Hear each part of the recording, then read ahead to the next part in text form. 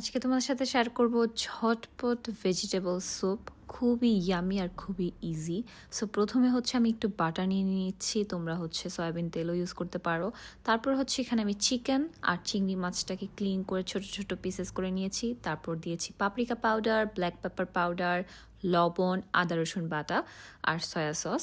এটা দিয়ে আমি একটু ভাজা ভাজা করে নিব। পাপরিকা পাউডার না থাকলে তোমরা শুকনো মরিচের গুঁড়োও দিতে পারো। তারপর হচ্ছে এখানে আমি ভেজিটেবলস অ্যাড করব। এখানে আমি হচ্ছে বটবটি হ্যাঁ, গাজর আর হচ্ছে রেড চিলি আর হচ্ছে কর্ন, সুইট কর্নটা কিন্তু স্যুপে দিলে খুবই মজা লাগে, সো এটা মাস্ট দিবাই। তারপর হচ্ছে আমি দিব চিকেন পাউডার। আমি নরের হচ্ছে হালাল চিকেন পাউডার এখন সব জায়গায় অ্যাভেলেবল, সেটা দিয়েছি। এটা দিলে হচ্ছে টেস্ট অনেক বেড়ে আসে।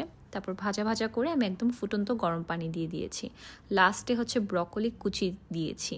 তারপর হচ্ছে এখানে টেস্টিং সল্ট দিয়েছি সামান্য, আর লেবু পাতা দিয়েছি। লেবু পাতা আমি হচ্ছে 5 মিনিট রেখে পরে উঠায় ফেলছি।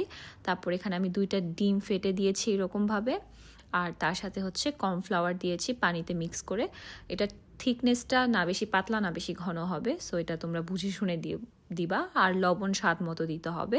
তো এই তো আমার স্যুপ রেডি। খুবই ইজি, খুবই ইয়ামি, খুবই অল্প ইনগ্রিডিয়েন্টস, বাসায় যা আছে ওগুলো দিয়েই তোমরা করে নিতে পারবা। আর এই শীতের দিনে বা ঠান্ডা লাগলে গরম গরম স্যুপ মাস্ট। আর তার সাথে হচ্ছে লেবুর রস আর কাঁচামরিচ দিয়ে দিয়েছি, আর হচ্ছে সয়া সস। এক বাটি গরম গরম স্যুপ দেখে যদি খেতে ইচ্ছা হয় তাহলে অলসতা না করে কিচেনে যেয়ে বানিয়ে ফেলো। Bye bye.